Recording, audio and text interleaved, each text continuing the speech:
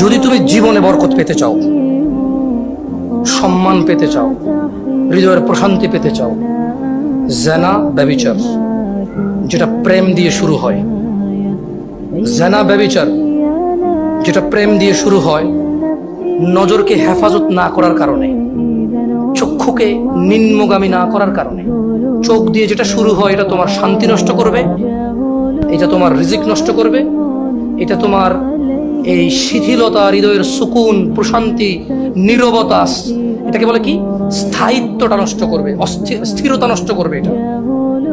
ছোট ভাই, তোমার প্রতি আমার নসিহত, তুমি কে নীল পড়ছে, লাল পড়ছে, কে ছোট পড়ছে, কে বড় পড়ছে, তুমি এগুলা মেজারমেন্ট করার দরকার নাই।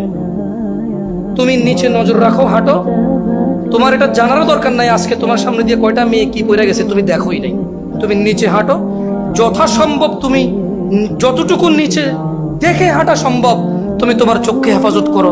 লজ্জাস্থান হেফাজত হবে, লজ্জাস্থান হেফাজত হলে তোমার হৃদয়ের প্রশান্তি নষ্ট হবে না ইনশাআল্লাহ। রিজিকের দরজা খুলবেই।